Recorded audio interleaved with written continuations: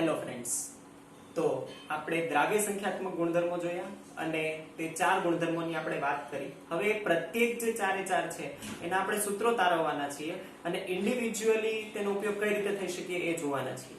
એટલું જ નહીં, આપણને બીજું એ કીધું છે કે આ સૂત્રો પરથી આપણે મોલર દળ પણ શોધી શકીએ છીએ. એટલે કે કોઈ પણ સપોઝ અનનોન દ્રાવ્ય પદાર્થ છે, આપણને અજ્ઞાત છે, ખબર નથી કયો દ્રાવ્ય પદાર્થ છે ને એનું આણ્વીય દળ શોધવું છે, તો એ પણ આપણે આ દ્રાવ્ય સંખ્યાત્મક ગુણધર્મોનો ઉપયોગ કરીને શોધી શકીએ છીએ. તો સ્ટાર્ટ કરીએ છીએ. પહેલું છે એ એટલે બાષ્પ દબાણમાં થતો સાપેક્ષ ઘટાડો. હવે આ જે છે ત્યારે મેં તમને ગયા લેક્ચરમાં જ કીધું કે આ કોના માટે છે, તો આપણે કહેવાના છીએ કે ઘનની પ્રવાહીમાં દ્રાવ્યતા માટે છે. તો અહીંયા જે આપણે સૂત્ર યુઝ કરવાના છીએ એ ઓલરેડી આપણે તારવેલું છે અને એ કોના માટેનું છે, તો કે ઘનની પ્રવાહીમાં દ્રાવણ અને એની દ્રાવ્યતા માટેનું જે બાષ્પ દબાણ છે એનું સૂત્ર આપણે તારવેલું છે. P1 = P10 * x1.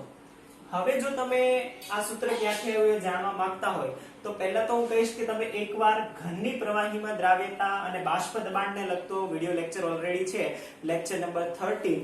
તો લેક્ચર નંબર 13 જે છે તેમાં આપણે આનું પૂરું જે ડિસ્ક્રિપ્શન આપેલું છે વ્યવસ્થિત રીતે, તો ડિસ્ક્રિપ્શન બોક્સમાં નીચે લિંક પણ છે.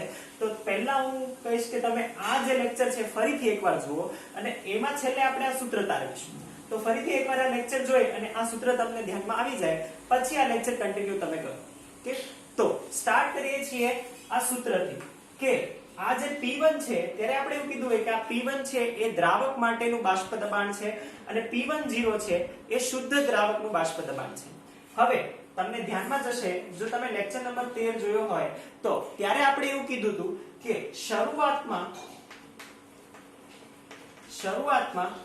માત્ર શું હશે, દ્રાવક હશે. એટલે શરૂઆતમાં બાષ્પ દબાણ કેટલું હશે, તો શરૂઆતમાં બાષ્પ દબાણ આટલું હશે. શરૂઆતમાં બાષ્પ દબાણ એમ કહી શકાય કે = P10 જેટલું હશે, કેમ કે માત્ર શુદ્ધ દ્રાવક આવેલું છે. હવે થશે શું કે જ્યારે આપણે એમાં દ્રાવ્ય પદાર્થ ઓગાળીએ છીએ, દ્રાવ્ય પદાર્થ છે ઘન અને એને ઓગાળીએ તો બાષ્પ દબાણમાં થાય ઘટાડો. રાઈટ, આ આપણે લેક્ચર નંબર 13 માં જોયું કે બાષ્પ દબાણમાં થશે ઘટાડો અને એ જે બાષ્પ દબાણમાં ઘટાડો થઈને જે ફાઇનલ પ્રેશર બનશે એ દ્રાવણનું, શરૂઆતમાં આ જે બાષ્પ દબાણ છે કોનું છે, શરૂઆતમાં દ્રાવકનું. હવે આપણે કહીએ છીએ એ કોનું છે, દ્રાવણનું. તો અંતે દ્રાવણનું બાષ્પ દબાણ એ કેટલું થાય છે, P1.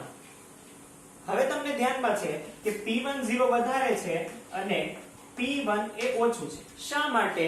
કેમ કે જે P1 છે એ દ્રાવણનું છે અને દ્રાવણમાં જ્યારે ઘન પદાર્થ નાખીએ છીએ તો એનું બાષ્પ દબાણ ઘટે છે. ઓકે, ચાલો તો હવે આપણે કહીએ છીએ ઘટાડો.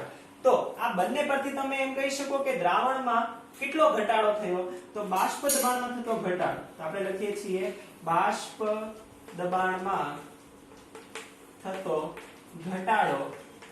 તો એને આપણે આવી રીતે લખી શકીએ = હવે આ જે છે P10 એ વધારે છે તો વધારેમાંથી હું ઓછું બાદ કરું છું તો આપણને અહીંયા મળશે કે ΔP બાષ્પ દબાણમાં થતો ઘટાડો અથવા તો ફેરફાર એ આવશે P10 - P1. આ P10 વધારે છે, P1 ઓછું છે એટલા માટે આ કર્યું છે. રાઈટ, તો આટલો ઘટાડો થશે.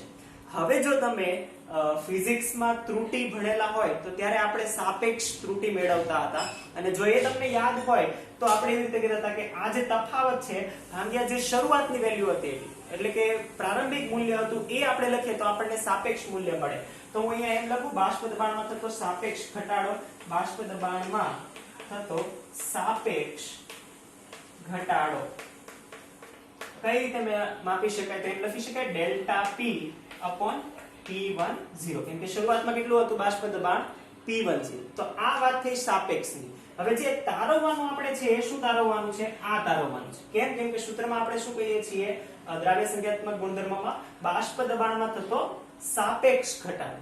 તો સાપેક્ષ ઘટાડો થાય છે આટલો.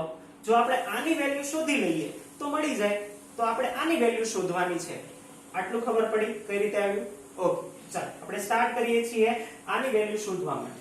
તો અહીંયા લખું છું પહેલા આ કે ΔP P10 = ΔP ની જગ્યાએ શું લખી શકું, P10 - P1 લખી શકીએ.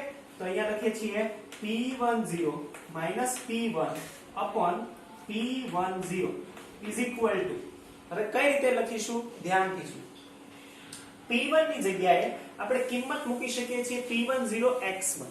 આ ક્યાંથી આવી કિંમત? જે આપણે લેક્ચર નંબર 13 માં આની દ્રાવ્યતા માટે બાષ્પ દબાણનું સૂત્ર તારવેલું હતું ત્યાંથી. તો આ જે કિંમત છે આ કિંમત આપણે મૂકીએ તો P1 ની જગ્યાએ શું થઈ જશે? P10 x1. તો આ છે P10 minus P1 ની જગ્યાએ P10 x1 ના છેદમાં P10. હવે જો તમને યાદ હોય તો આપણે એવું કીધું હતું કે x1 શું છે?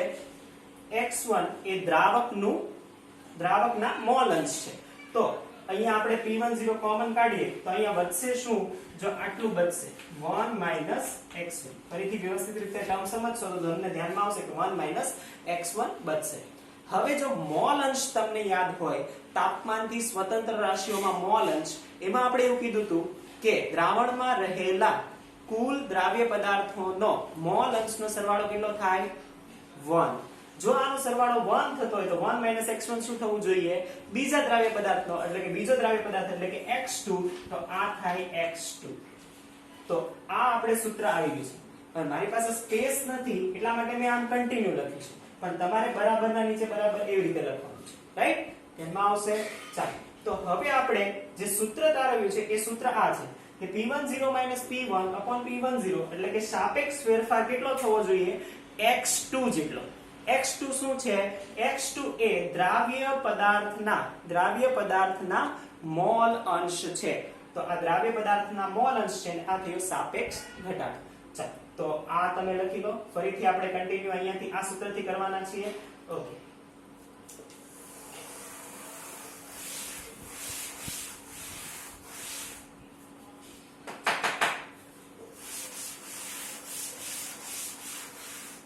હવે આપણે જે સૂત્ર તારવ્યું એ બાષ્પ દબાણમાં સાપેક્ષ ઘટાડા માટે આવું હતું. P10 minus P1 upon P10 is equal to x2. હવે x2 તમને ખબર હોય તો આપણે એવું લખેલું હતું કે n2 ના છેદમાં n1 plus n2. હવે ફરીથી તમને યાદ કરાવું કે દ્રાવ્ય સંખ્યાત્મક ગુણધર્મોમાં આપણે એવું કીધું હતું કે એ જે છે, જે ગુણધર્મ દ્રાવ્ય કણોની મોલ સંખ્યા, મેં તમને ફરીથી ત્યાં કીધું હતું કે મોલ સંખ્યા પણ કહી શકીએ. કેમ? કેમ કે સંખ્યા આપણે ખાલી ગણી શકવાના નથી, તો આપણે મોલ સંખ્યા પણ કહી શકીએ. અને અહીંયા જુઓ, આ જે સાપેક્ષ ઘટાડો છે એ સાપેક્ષ ઘટાડાનું જે સૂત્ર આવે છે એમાં માત્ર મોલ સંખ્યાઓ છે. એનો મતલબ આ રાશિ શેના ઉપર આધારિત છે? મોલ સંખ્યા પર આધારિત છે. એટલા માટે આ જે છે સાપેક્ષ ઘટાડો એને આપણે દ્રાવ્ય સંખ્યાત્મક ગુણધર્મ કહીએ છીએ. સમજાયું? અને માત્ર બાષ્પ દબાણને શા માટે નથી કહેતા એ પણ સમજાયું હશે, રાઈટ? કેમ કે માત્ર બાષ્પ દબાણ હતું એમાં આપણે P10 એડ કરતા હતા. શુદ્ધ દ્રાવકનું બાષ્પ દબાણ, અને શુદ્ધ દ્રાવકનું બાષ્પ દબાણ તો એના સ્વભાવ પર આધાર રાખે. એટલા માટે માત્ર બાષ્પ દબાણ દ્રાવ્ય સંખ્યાત્મક ગુણધર્મ નથી, પરંતુ એમાં થતો સાપેક્ષ ઘટાડો અથવા તો સાપેક્ષ ફેરફાર એ છે. કેમ કે એમાં માત્ર શું આવે છે? મોલ આવે છે. ધ્યાનમાં રહેશે. તો આ આપણે સૂત્ર તારવ્યું છે, અગત્યનું છે. હવે આપણને અહીંયા કીધું છે, હવે આપણે જે સૂત્ર યાદ રાખવાના છે એ આ જ છે. જ્યારે પણ આપણે સૂત્ર પૂછાય અને તો આ તારવવાનું છે. પણ આપણને એક સ્પેશિયલ કેસ આપેલો છે કે જનરલી એવું હોય કે દ્રાવકનું પ્રમાણ અતિશય વધારે હોય. દ્રાવકનું પ્રમાણ અતિશય વધારે હોય તો દ્રાવકના મોલ બહુ વધારે હોય. જેમ કે દ્રાવકના મોલ હોય 1000 કે 100 અને એની સાપેક્ષમાં દ્રાવ્યના મોલ હોય 1 કે 0.1, તો એકદમ વધારે છે તો આ 0.1 ને આપણે અવગણી શકીએ. તો આપણને એક સ્પેશિયલ કેસ આપેલો છે કે n1 is very greater than n2 હોય ત્યારે. જો ફરીથી કહું કે આ ક્યારે તમે લઈ શકો? જ્યારે માત્ર n1 very greater than n2 હોય ત્યારે. જો બંને નેગ્લિજિબલ અવસ્થામાં હોય, એટલે કે બંને 1.1 હોય, 1.01 હોય, બંને જો એવા હોય તો તમે અવગણી ના શકો, રાઈટ? જ્યારે બંનેની કિંમતમાં બહુ વધારે તફાવત હોય તો આપણે n2 ને અવગણી શકીએ, અને n2 ને અવગણી શકીએ તો આપણને સૂત્ર શું મળશે? P10 upon P1 upon P10 is equal to n2 upon, અહીંયા n2 ને, હવે ઉપર n2 ને અવગણવાનું નથી કેમ કે ઉપર n2 ને અવગણશું તો કશું બચશે જ નહીં, રાઈટ? તો હવે n2 અહીંયા અવગણીશું કેમ કે n1 વધારે છે, તો આ આવશે n2 ના છેદમાં n1. n2 એટલે ફરીથી યાદ કરાવું, દ્રાવ્યના મોલ, અને અહીંયા કોના મોલ છે? દ્રાવકના મોલ.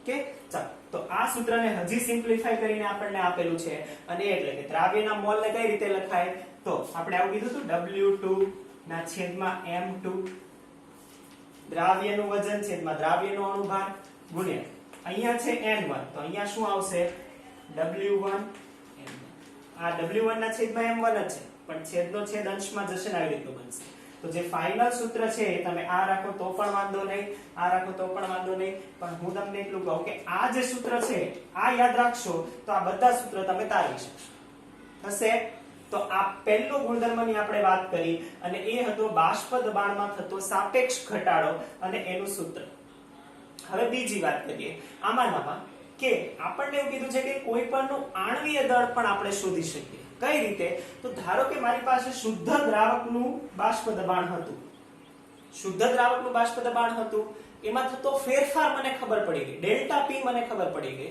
અને પછી મારે જો કોઈ અજ્ઞાત દ્રાવ્ય પદાર્થનું આણ્વીય દળ શોધવું હોય તો હું શોધી શકું કેમ કે મને આ ખબર છે દ્રાવકનું વજન ને આ બધું મને ખબર છે તો આ શોધી શકાય કઈ રીતે તો આને કરતા બનાવો રાઈટ M2 ને આપણે સબ્જેક્ટ બનાવી દઈએ તો થઈ જાય તો એ પણ આપણે કરી શકીએ તો હું અહીંયા M2 ને સબ્જેક્ટ બનાવીને પણ સૂત્ર લખું છું કે જે આપણે શેમાં યુઝ કરી શકીએ છીએ જે આપણે એનું આણ્વીય દળ શોધવામાં યુઝ કરી શકીએ છીએ રાઈટ પરંતુ એ ક્યાંથી આવેલું છે તો એ આવેલું તો અહીંયાથી જ છે રાઈટ તો એમાં કન્ફ્યુઝ થવાનું છે નહીં તો આવી રીતનું સૂત્ર તારવી શકીએ M2 W2 M1 W1 એમ રહેશે તો અહીંયા રહ્યું W2 અહીંયા રહ્યું આ M1 અને અહીંયા રહ્યું આ છેદનું W1 ઓકે તો આ જે ડેલ્ટા P/P10 છે એ ત્યાં આવી જશે અહીંયા આવી જશે તો આ અહીંયા આવી જશે ડેલ્ટા P/P10 તો મળી જાય જો આ વેલ્યુ આપણને ખબર હોય કેટલું શરૂઆતમાં દ્રાવક લીધું હતું એ ખબર હોય